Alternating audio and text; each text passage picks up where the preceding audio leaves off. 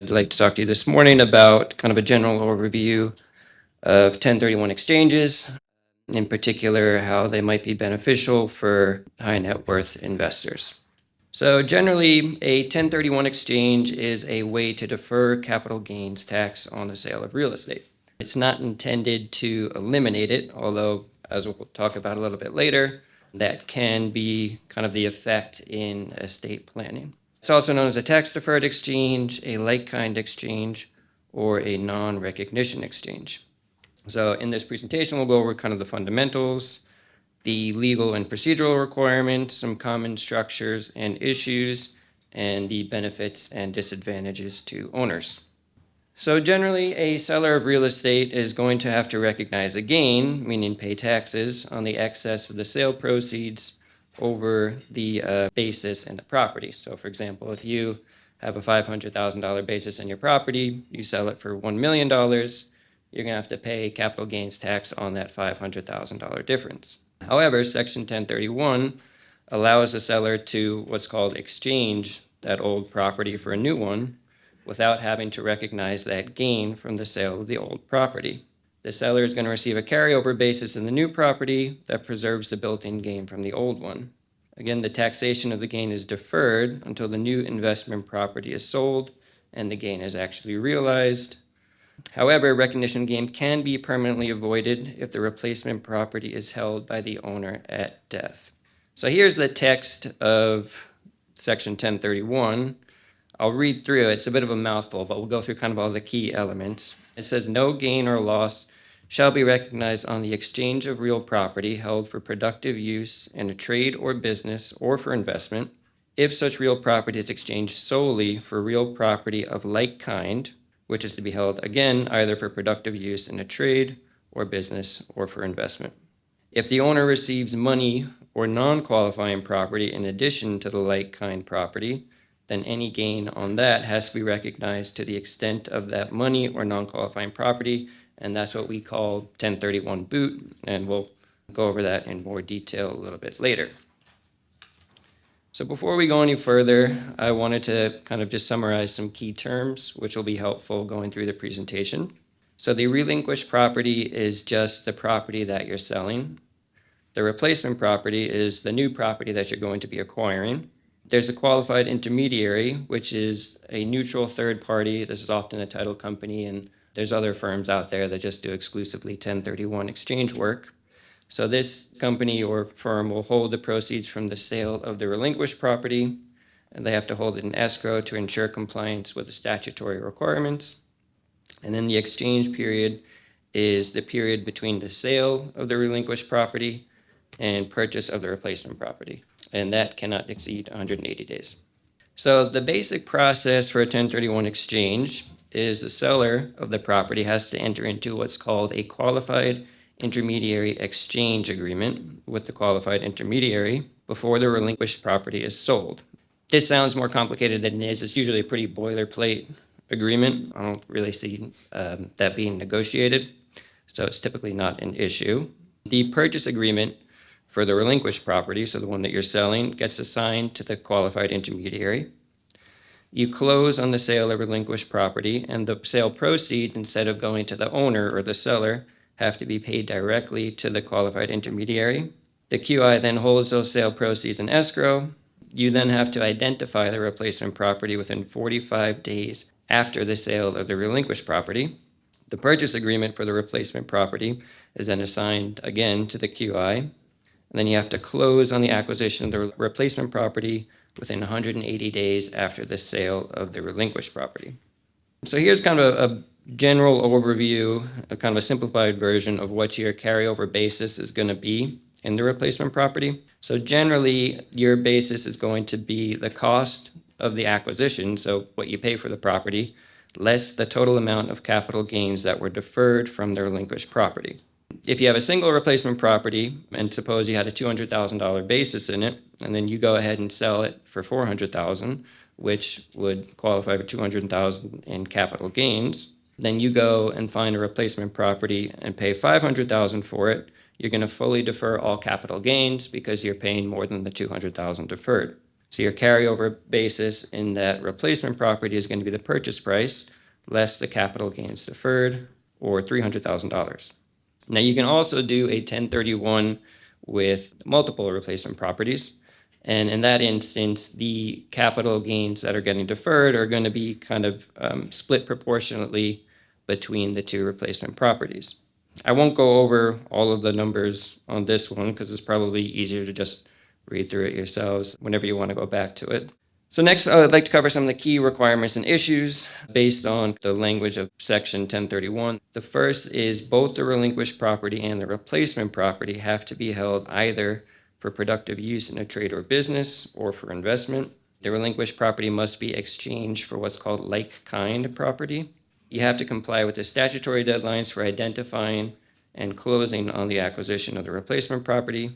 And then the person who receives the replacement property must be the same as the person who exchanged the relinquished property. So the first element has to do with owner intent. So the owner has to have intended to hold both the relinquished property and the replacement property in a trade or business or for investment for a substantial period. This means the owner cannot have intended to use the property for personal use, so it can't be for your residence. The owner cannot intend to hold the property as stock in trade or dealer property, i.e. you can't use the property acquired for development, subdivision, or resale. You can't hold the property primarily for sale, so this has to do with house flipping. It can't be primarily used as a vacation home, and you can't have intended to gift the property. So there is no fixed holding period, though. This is something the IRS will look at in determining whether or not you've even complied with the owner intent requirement. So there's one exception for the vacation home not qualifying for 1031, and it's the safe harbor, which is for vacation homes that generate rental income, but also are personally used by the owner.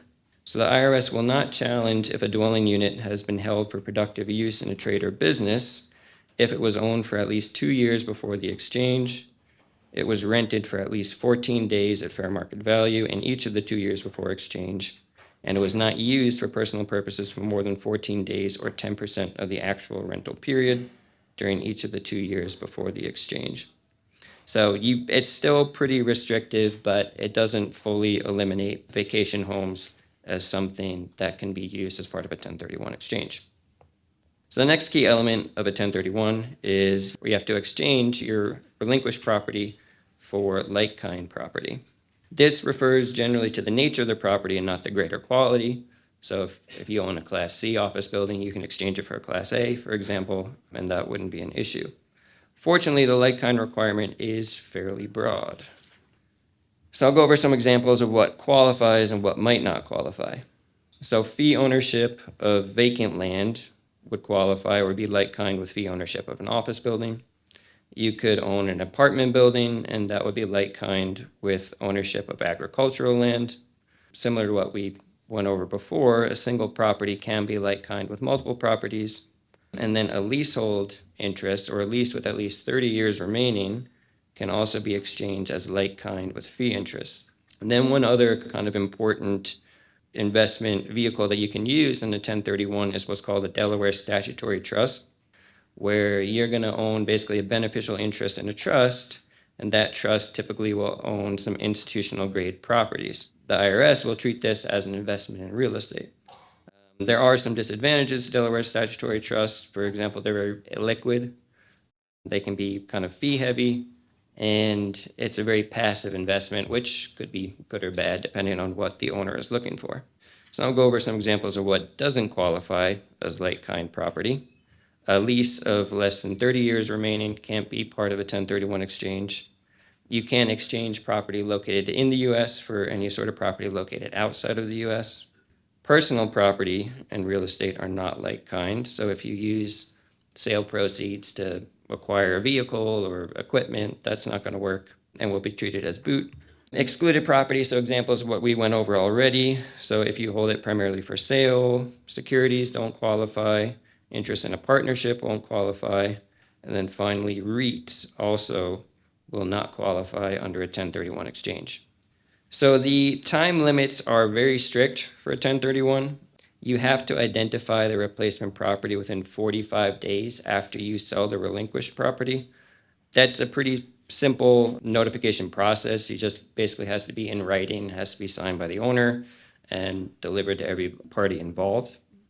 There is some flexibility. You can revoke your identification within the 45-day period and pick a new one, or you can also identify multiple properties as potential replacement ones to protect against the risk that any particular deal fails.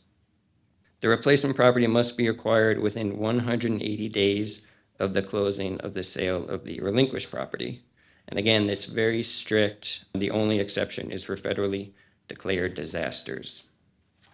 So the next element to go through for a 1031 is the identity of the owner.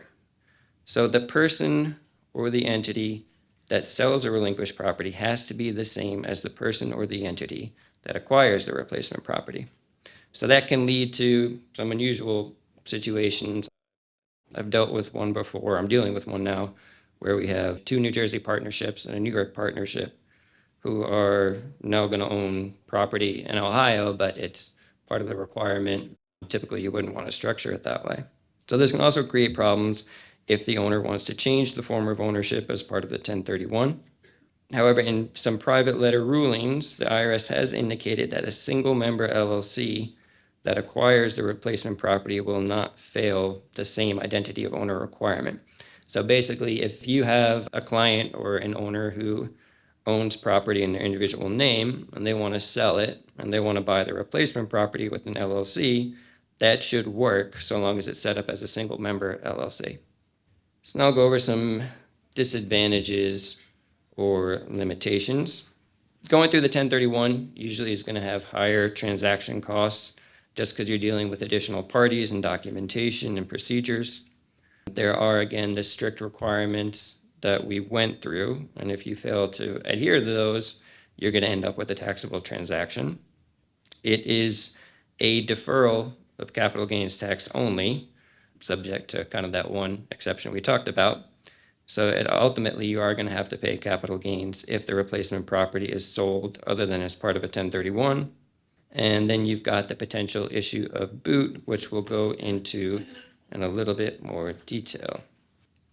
So the general concept as it relates to 1031 exchange boot is that any portion of the sale proceeds from the relinquished property that you don't reinvest in like-kind property will be taxable as boot. So this can show up in a few different forms. You can have kind of simple cash boot. So if you sell a property for $1 million, but you only buy a replacement property for $800,000, then that $200,000 difference is potentially subject to capital gains tax. There's also mortgage boot. So if you have a mortgage on the replacement property, so the one that you're acquiring is smaller than the one that was on the property you sold, then that difference can also be taxable as mortgage boot. There's also non-allowable transaction costs. So if you use the exchange funds or the sale proceeds to pay for non-qualified expenses, that can also result in boot. So these would be things like legal fees at closing, insurance premiums, other financing costs.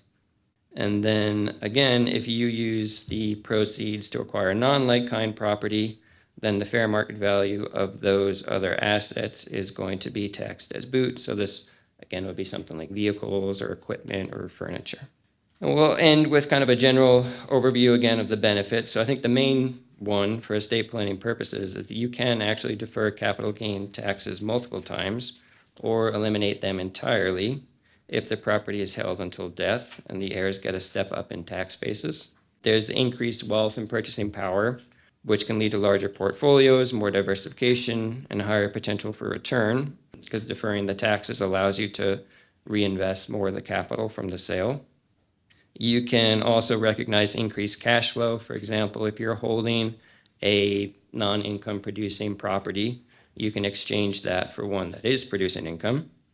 And it has the potential for a reduced management burden. If you've been owning and managing a single property for a long time and you don't want to have to do that anymore, then you can go ahead and exchange it for something like a Delaware statutory trust where it's really just kind of a passive investment.